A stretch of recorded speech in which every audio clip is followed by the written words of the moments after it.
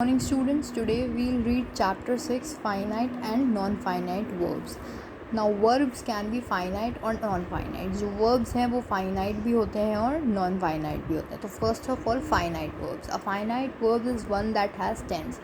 Finite verbs वो होते हैं जिनमें tense use होता है. Moreover, it has to agree with its subjects in person and number. जो finite verbs होते हैं वो अपने subjects के साथ अग्री करने चाहिए, मतलब अपने सब्जेक्ट्स के साथ होने चाहिए. Therefore it changes it's forms accordingly, और वो अपनी फॉर्म्स जो हैं उसके अकॉर्डिंगली ही चेंज करते हैं. A finite verb is very essential in a sentence and it is closely connected to the subject of the sentence. जो फाइनाइट वर्ब होते हैं वो बहुत ज़्यादा ज़रूरी होते हैं सेंटेंस में, और नॉर्मली और हमेशा होते ही हैं, और वो अपने सब्जेक्ट से कनेक्टेड होते हैं. जो भी उस सेंटेंस में सब्जेक्ट होता है, मतलब जिसके बारे में भी बात हो रही होती है, वो उससे कनेक्टेड होते हैं. These are some examples and points given. You have to read them by yourself. Come on, exercise A. Pick out the finite verbs and write them in the given space. Now first sentence is stop at once. यहाँ पे क्या बोला जा रहा है, जो subject है उसको stop at once, उसे रुकने के लिए बोला जा रहा है stop. तो finite verb क्या हो गया यहाँ, stop. Next is he tried but cannot escape. जो हमारे जो सब्जेक्ट है इस सेंटेंस में क्या बता रहे हैं, उसने ट्राई किया लेकिन वो नहीं कर पाया. तो ट्राइड क्या हो गया, फाइनाइट वर्ब्स. ये किससे रिलेटेड हैं, सब हमारे सब्जेक्ट से. She comes here once a week. वो यहाँ आती हैं.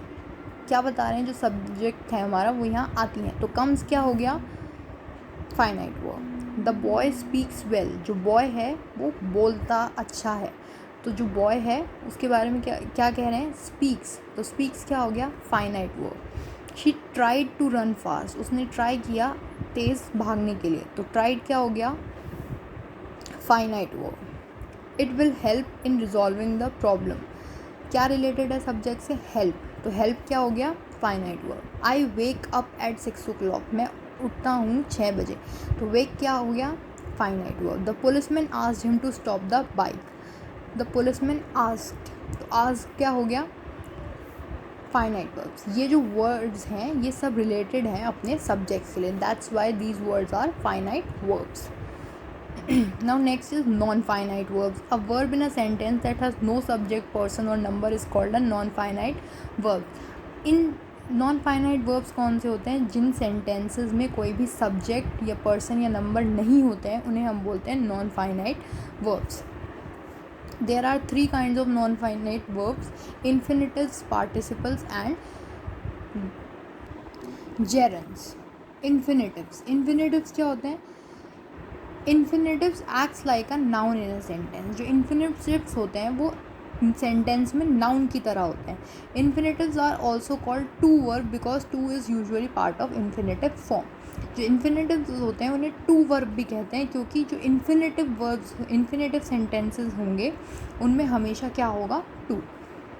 You have to read this points by yourself. Come on exercise A, exercise B. Combine the following pairs of sentences by using infinitives. हमें इन sentences को combine करना है infinitives को use करके. infinitives में हमेशा क्या आता है, अभी मैंने बताया था, to. तो इन sentences को हम join करने के लिए क्या यूज़ करेंगे, to. She went Delhi.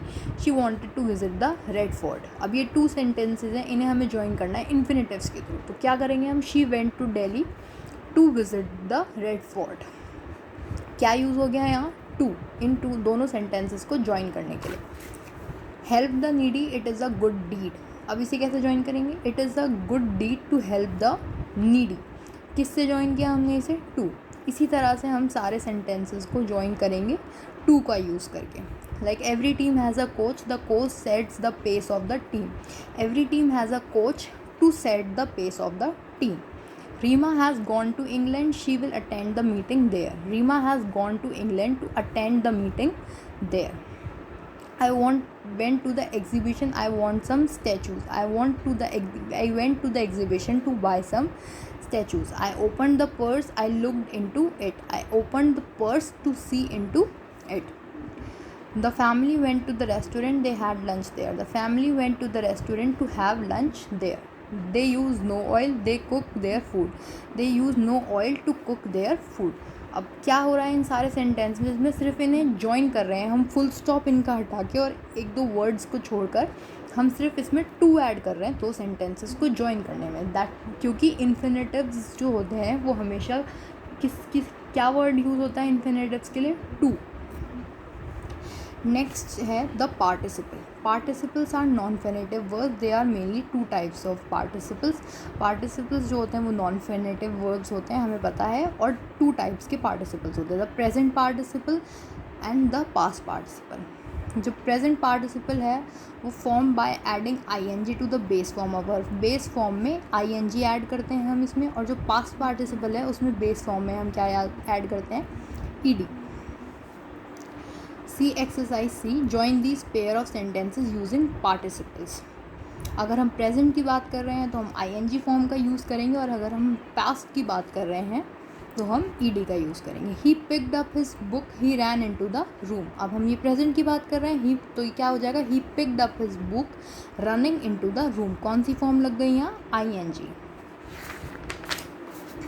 Next is we saw some birds, they are very beautiful.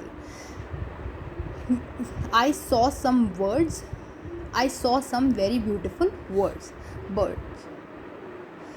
The girl was hurt, she was hospitalized. Being hurt, the girl was hospitalized. Roma opened the door, Roma went into the garden. Opening the door, Roma went into the garden.